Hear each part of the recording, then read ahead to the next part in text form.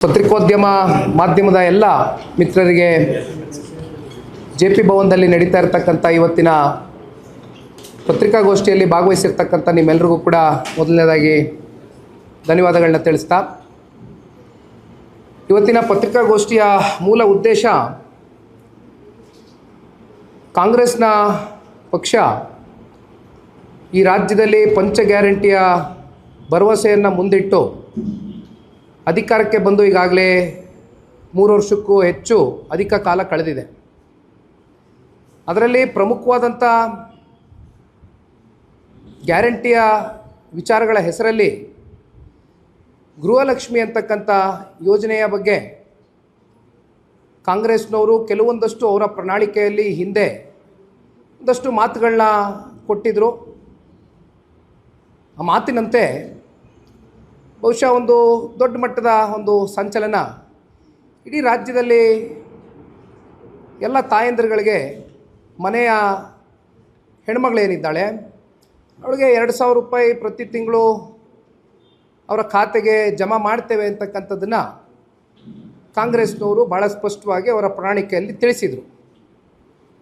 ಅಲ್ಲಿಂದ ಹೆಚ್ಚು ಕಮ್ಮಿ 1,28,00,000 ಜನ ಅಂದರೆ ಮಹಿಳೆಯರು ಅವರನ್ನು ಗುರುತಿಸಿ ಫಲಾನುಭವಿಗಳಾಗಿ ಅವ್ರಿಗೆ ಪ್ರತಿ ತಿಂಗಳು 2,000 ರೂಪಾಯಿ ಹಾಕ್ತೇವೆ, ಅವರ ಖಾತೆಗಳಿಗೆ ನೇರವಾಗಿ DBT ಟ್ರಾನ್ಸ್ಫರ್ ಮಾಡ್ತೇವೆ ಅಂತಕ್ಕಂಥದ್ದನ್ನ ಕಾಂಗ್ರೆಸ್ನವರು ಹೇಳಿದರು. ಇದರಲ್ಲಿ ನಮ್ದು ಯಾವುದೇ ತಕರಾರಿಲ್ಲ. ಯಾವತ್ತಿಗೂ ಕೂಡ ಜನತಾದಳ ಪಕ್ಷ ಗ್ಯಾರಂಟಿಗಳು ಕೊಡ್ತಕ್ಕಂಥ ವಿಚಾರದಲ್ಲಿ ನಮ್ದು ಯಾವುದೇ ರೀತಿ ಆಕ್ಷೇಪಣೆಗಳಿಲ್ಲ. ಆದರೆ ಇವತ್ತಿನ ಪ್ರೆಸ್ ಮೀಟು ಮಾಡ್ತಾ ಇರ್ತಕ್ಕಂಥ ಮೂಲ ಉದ್ದೇಶ ಇಷ್ಟೇ, ಗ್ಯಾರಂಟಿಗಳ ಹೆಸರಲ್ಲಿ ಸರಿಸುಮಾರು 1 ರೂಪಾಯಿ ಅಲ್ಲ, 1 ಕೋಟಿ ಅಲ್ಲ, 10 ಕೋಟಿ ಅಲ್ಲ, 100 ಕೋಟಿ ಅಲ್ಲ, ಹೆಚ್ಚು ಕಮ್ಮಿ 5,000 ಕೋಟಿಯಷ್ಟು ದೊಡ್ಡ ಪ್ರಮಾಣದ ಹಣ ಇವತ್ತೇನು ರಾಜ್ಯದ ಮಹಿಳೆಯರಿಗೆ ತಲುಪಬೇಕಾಗಿತ್ತು ಅದರಲ್ಲಿ ದೊಡ್ಡ ಮಟ್ಟದಲ್ಲಿ ಲೋಪಗಳಾಗಿರ್ತಕ್ಕಂಥದ್ದು ನಮ್ಮ ಕಣ್ಣೆದುರುಗಡೆ ಏನು ಕಾಣ್ತಾ ಇದೆ. ಈ ಲೋಪದೋಷಗಳು ನಿನ್ನೆ ಮೊನ್ನೆ ಆಗಿರ್ತಕ್ಕಂಥ ವಿಚಾರ ಅಲ್ಲ. ಇದು ಎಲ್ಲ ಮಾಧ್ಯಮದ ಸ್ನೇಹಿತರು ತಮಗೂ ಗೊತ್ತಿದೆ, 1 ವರ್ಷಕ್ಕೂ ಮಿಗಿಲಾದಂಥ ಹಳೆಯ ವಿಚಾರ ಇದು.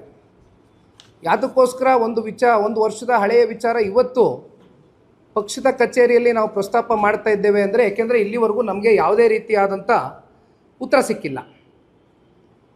ಪ್ರಾರಂಭಿಕ ಹಂತದಲ್ಲಿ ತಾಂತ್ರಿಕವಾದಂಥ ಲೋಪದೋಷಗಳು ಆಗಿದೆ ಅಂತಕ್ಕಂಥದ್ದನ್ನು ಸರ್ಕಾರ ಮೇಲ್ನೋಟಕ್ಕೆ ವ್ಯಕ್ತಪಡಿಸಿದ್ರೂ ಕೂಡ ಇದರ ಆಳ ಆಗ್ರಹವನ್ನು ತಿಳಿತಾ ಹೋದರೆ ಎಲ್ಲೋ ಒಂದು ಕಡೆ ಸರ್ಕಾರ ಮೌನಕ್ಕೆ ಶರಣಾಗಿರ್ತಕ್ಕಂಥದ್ದು. ಮಾನ್ಯ ಈ ರಾಜ್ಯದ ಮುಖ್ಯಮಂತ್ರಿಗಳ ಅಧೀನದಲ್ಲಿ ಬರ್ತಕ್ಕಂಥ ಫೈನಾನ್ಸ್ ಡಿಪಾರ್ಟ್ಮೆಂಟ್ ಏನಿದೆ, ಆ ಫೈನಾನ್ಸ್ ಡಿಪಾರ್ಟ್ಮೆಂಟ್ನ ಅಧಿಕಾರಿಗಳಿರ್ಬೋದು ಅಥವಾ ಮಾನ್ಯ ಮುಖ್ಯಮಂತ್ರಿಗಳೇ ಇದಕ್ಕೆ ಸ್ವತಃ ಅವರ ಒಂದು ಅಧೀನದಲ್ಲೇ ಇರ್ತಕ್ಕಂಥ ಇಲಾಖೆಗೆ ಮುಖ್ಯಮಂತ್ರಿಗಳ ಕಡೆಯಿಂದ ಬರಬೇಕಾದಂಥ ಉತ್ತರ ಇಲ್ಲಿವರೆಗೂ ಕೂಡ ರಾಜ್ಯದ ಜನತೆಗೆ ಸಿಕ್ಕಲಿಲ್ಲ. ಇದು ಬಹುಶಃ ಕರ್ನಾಟಕ ರಾಜ್ಯದಲ್ಲಿ ಅತ್ಯಂತ ಒಂದು ದೊಡ್ಡ ಸಾಂಸ್ಥಿಕ ಹಗರಣ ಅಂತಕ್ಕಂಥದ್ದನ್ನ ಹೇಳಿದರೆ ಬಹುಶಃ ತಪ್ಪಲಾಗಲಿಕ್ಕಿಲ್ಲ. ಕಾರಣ, ನಾನು ಈಗ ತಾನೇ ಮಾತಾಡಬೇಕಾದ್ರೆ ಹೇಳ್ತಾ ಇದ್ದೆ, ನಾವೆಲ್ಲ ಈ ಹಿಂದೆ ವಾಲ್ಮೀಕಿನಲ್ಲಿ ಆದಂಥ ಹಗರಣದ ಬಗ್ಗೆ ಚರ್ಚೆ ಮಾಡಿದ್ವು. ಸದನದಲ್ಲಿ ಮಾನ್ಯ ಮುಖ್ಯಮಂತ್ರಿಗಳು ಸ್ವತಃ ಆ ಹಗರಣದ ಬಗ್ಗೆ ಒಪ್ಕೊಂಡಂಥದ್ದು ಕೂಡ ನೋಡಿದ್ದೀರಿ. 10 ಕೋಟಿ, 15 ಕೋಟಿ, 100 ಕೋಟಿ ವಹಿವಾಟಿನ ಹಗರಣ ಅಲ್ಲ ಇದು. ನಮಗೆ ಇಲ್ಲಿವರೆಗೂ ಈ ರಾಜ್ಯದ ಜನತೆ ಕೇಳ್ತಾ ಇರ್ತಕ್ಕಂಥದ್ದು, ನಿಖಿಲ್ ಕುಮಾರಸ್ವಾಮಿನೂ ಒಬ್ಬ ಕನ್ನಡ ನಾಡಿನ ಒಬ್ಬ ಸಾಮಾನ್ಯ ಪ್ರಜೆಯಾಗಿ ತೆರಿಗೆ ಕಟ್ತಾ ಇರ್ತಕ್ಕಂಥ ಹಿನ್ನೆಲೆಯಲ್ಲಿ ತೆರಿಗೆದಾರರ ಪರವಾಗಿ ನಾನು ಒಂದು ಪ್ರಶ್ನೆಯನ್ನು ಕೇಳಲಿಕ್ಕೆ ಬಯಸ್ತೇನೆ. ಸರ್ಕಾರ ಈ 5,000 ಕೋಟಿ ಹಣ ಎಲ್ಲಿಗೆ ಹೋಯಿತು, ಅದನ್ನು ಯಾತಕ್ಕೋಸ್ಕರ ಬಳಕೆ ಮಾಡ್ಕೊಂಡ್ರಿ, ಅಥವಾ ನಿಮ್ಮ ರಾಜಕೀಯದ ಕೆಲವೊಂದಷ್ಟು ದುರುದ್ದೇಶದಿಂದ ಬೇರೆ ಬೇರೆ ಕಡೆ ಏನಾದರೂ ವರ್ಗಾಯಿಸಿದ್ದೀರಾ, ಅಥವಾ ಇನ್ಯಾವುದಾದ್ರೂ ಚುನಾವಣೆಯ ಒಂದು ಪ್ರಚಾರ ಮಾಡ್ತಕ್ಕಂಥದ್ದಕ್ಕೆ ಅಥವಾ ಚುನಾವಣೆಯಲ್ಲಿ ಮತ್ತಷ್ಟು ನಮ್ಮ ತೆರಿಗೆ ಹಣವನ್ನು ಬೇರೆ ಕಡೆ ಏನಾದರೂ ಚುನಾವಣೆ ನಡೆಸ್ತಕ್ಕಂಥದ್ದಕ್ಕೆ ಅದನ್ನು ವರ್ಗಾಯಿಸಿದ್ದೀರಾ, ಏನಾಗಿದೆ ಈ ಹಣ ಅಂತಕ್ಕಂಥದ್ದು ಇಲ್ಲಿವರೆಗೂ 1 ವರ್ಷದಿಂದ ನಮ್ಮ ಯಾರಿಗೂ ಕೂಡ ಉತ್ತರ ಸಿಕ್ಕಲಿಲ್ಲ. ಹಾಗಾಗಿ ಇದಕ್ಕೆ ಉತ್ತರ ಕಣ್ಣಿಡ್ಕೊಂಡು ಹೋಗಬೇಕು ಅಂತಕ್ಕಂಥದ್ದು ನಾವೆಲ್ಲರೂ ಕೂತ್ಕೊಂಡು ಪಕ್ಷದ ವತಿಯಿಂದ ಎಲ್ಲ ನಾಯಕರು ಕೂತು ಚರ್ಚೆ ಮಾಡಿದಂಥ ಸಂದರ್ಭದಲ್ಲಿ ಇದು ಭಾಳ ಗಂಭೀರವಾದಂಥ ವಿಚಾರ ಇದೆ.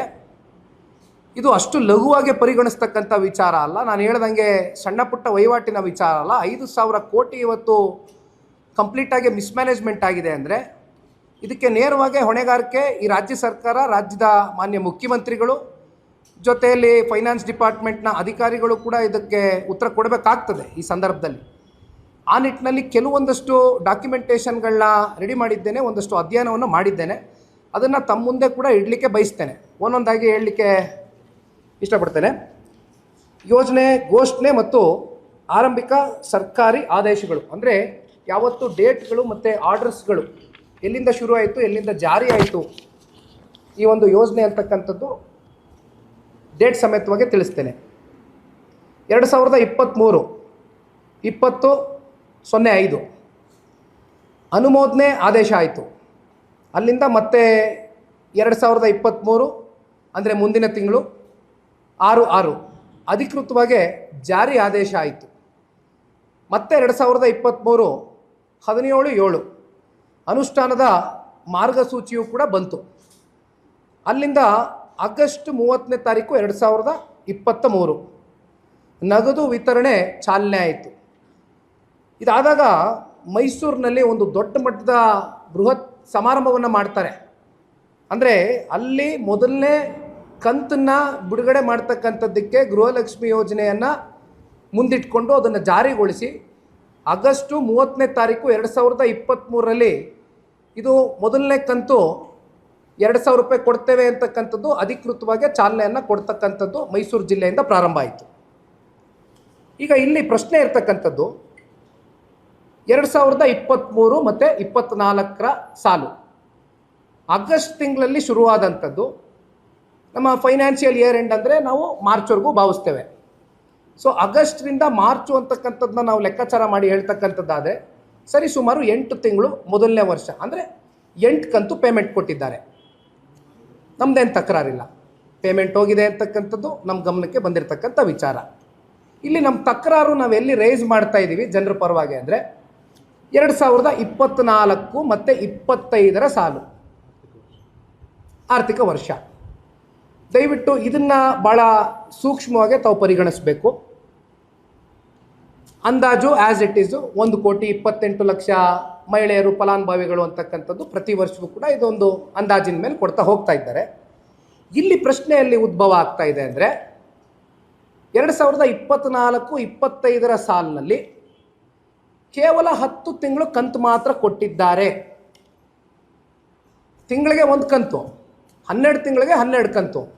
12 ಕಂತು ಕೊಡುವಂಥ ಕಡೆ ಸಾಲು 2024-25ರಲ್ಲಿ ಫೆಬ್ರವರಿ ಮತ್ತು ಮಾರ್ಚ್, ದಯವಿಟ್ಟು ನೋಟ್ ಮಾಡ್ಕೊಳ್ಳಿ, ಫೆಬ್ರವರಿ ತಿಂಗಳು ಮತ್ತು ಮಾರ್ಚ್ ತಿಂಗಳು ಇವೆರಡೂ ತಿಂಗಳ ಹಣಕಾಸು ಹೆಚ್ಚು ಕಮ್ಮಿ ಸರಿಸುಮಾರು 5,000 ಕೋಟಿಯಷ್ಟು 2 ತಿಂಗಳ ಹಣಕಾಸು ಗೃಹಲಕ್ಷ್ಮಿ ಯೋಜನೆ ಹೆಣ್ಣು ಮಕ್ಕಳ ಖಾತೆಗಳಿಗೆ ಜಮಾ ಆಗಲಿಲ್ಲ.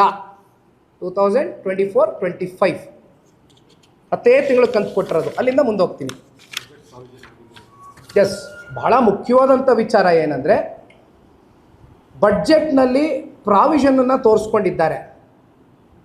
ಆದರೆ ಈ ಬಡ್ಜೆಟ್ನ ಪ್ರಾವಿಷನ್ನ ತೋರಿಸ್ಕೊಂಡಿಯೂ ಕೂಡ ಹಣಕಾಸು 5,000 ಕೋಟಿ ತಲುಪಿಲ್ಲ. ಅಂದರೆ ಐದರ್ ನೀವು ಇದನ್ನು ಕ್ಯಾರಿ ಫಾರ್ವರ್ಡ್ ಮಾಡಿರಬೇಕು, ಇಲ್ಲ ಅಂತ ಹೇಳಿದ್ರೆ ಯಾವಾಗ ಕೊಡ್ತೀವಿ ಅನ್ನೋದಾದರೂ ಹೇಳಬೇಕು, ಅಥವಾ ಈ 5,000 ಕೋಟಿ ಬೇರೆ ಇನ್ಯಾವುದಾದ್ರೂ ಇಲಾಖೆಗೆ ಏನಾದರೂ ವರ್ಗಾವಣೆ ಮಾಡ್ಕೊಂಡಿದ್ದೀರಾ, ಕ್ಯಾಬಿನೆಟ್ಟಲ್ಲಿ ಏನಾದರೂ ಮುನ್ನೆಲೆಗೆ ಬಂದು ಇದೇನಾದರೂ ಚರ್ಚೆ ಮಾಡ್ಕೊಂಡಾಗಿದೆಯಾ, ಇದಿಷ್ಟು ವಿಚಾರದ ಬಗ್ಗೆ ಸರ್ಕಾರ ದಯಮಾಡಿ ನಮ್ಗೆ ಉತ್ತರ ಕೊಡಬೇಕು.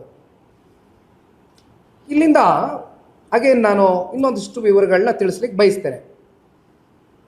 2024-25ನೇ ಸಾಲಿನ ಆರ್ಥಿಕ ಲೆಕ್ಕಾಚಾರದ ವಸ್ತುಸ್ಥಿತಿ ವಿವರಗಳು. ಆರ್ಥಿಕ ಲೆಕ್ಕಾಚಾರದ ಪ್ರಕಾರ ಒಂದು ವರ್ಷಕ್ಕೆ 28,000 ಕೋಟಿ, 28,500 ಕೋಟಿ, ಸ್ಪೆಸಿಫಿಕಲಿ ಹೇಳೋದಾದರೆ 28,608.40 lakhs ಇಲ್ಲಿವರೆಗೂ ಇಷ್ಟು ಸರ್ಕಾರ ಕೊಡಬೇಕಾಗಿತ್ತು. ಆದರೆ 10 ತಿಂಗಳು ಖರ್ಚಾದ ವಾಸ್ತವ ಮೊತ್ತ 23,000 ಕೋಟಿ. 23,000 ಕೋಟಿ ಅಂದರೆ ಅದರಲ್ಲಿ 608.40. ಅಂದರೆ ಎಷ್ಟೋಯ್ತು ಇಲ್ಲಿಗೆ? ನಿಮ್ಮ ಲೆಕ್ಕಾಚಾರ ನಮ್ಮ ಲೆಕ್ಕಾಚಾರದಲ್ಲಿ 5,000 ಕೋಟಿ ಮಿಸ್ ಆಯಿತು. ಎಲ್ಲೋಯ್ತು 5,000 ಕೋಟಿ? ಎಲ್ಲೋಯ್ತು? ಫೆಬ್ರವರಿ ಮಾರ್ಚ್ ತಿಂಗಳಲ್ಲಿ ಕೊಡಬೇಕಾದಂಥ 5,000 ಕೋಟಿ ಸಾಲು 2024-25 ಗಡಿಯಲ್ಲಿ ಅದನ್ನೇ ಎಲ್ಲಿ ವರ್ಗಾಯಿಸಿದ್ದೀರಿ? ಎಲ್ಲಿ ಹೋಗಿದೆ? ಎಲ್ಲಿ ಮಾಯ ಆಗಿದೆ? ಯಾರು ತೇಗಿದರೆ? ದಯವಿಟ್ಟು ಸರ್ಕಾರ ಇದಕ್ಕೆ ಉತ್ತರ ಕೊಡಬೇಕು ಅನ್ನೋ ಒಂದು ನಿಟ್ಟಿನಲ್ಲಿ ಪಕ್ಷದ ವತಿಯಿಂದ ಹಾಸನ ವಿಧಾನಸಭಾ ಕ್ಷೇತ್ರದ ಶಾಸಕರು ಮಾನ್ಯ ಸ್ವರೂಪ್ ಪ್ರಕಾಶ್ರವರ ಕಡೆಯಿಂದ ಚುಕ್ಕಿ ಗುರುತಲ್ಲಿದ್ದ ಪ್ರಶ್ನೆ ಸಂಖ್ಯೆ ನಂಬರು ಹೇಳ್ತೇನೆ, 2053. ನಮ್ಮ ಸ್ವರೂಪ್ ಪ್ರಕಾಶ್ರವರು ಹಾಸನ ಜಿಲ್ಲೆಯ ಶಾಸಕರು ಪ್ರಶ್ನೆ ಕೇಳಿದ್ದಾರೆ. 20/8/2025 20/8/2025 ಪ್ರಶ್ನೆ ಕೇಳಿದ್ದಾರೆ. ಅವರ ಪ್ರಶ್ನೆಗೆ ದಯವಿಟ್ಟು ಇದು ನಮ್ಮ ಸ್ವರೂಪ್ ಪ್ರಕಾಶ್ ಅವರು ಕೇಳಿರ್ತಕ್ಕಂಥ ಪ್ರಶ್ನೆ 2053 ನಂಬರ್, ಪ್ರಶ್ನಾವಳಿ ನಂಬರ್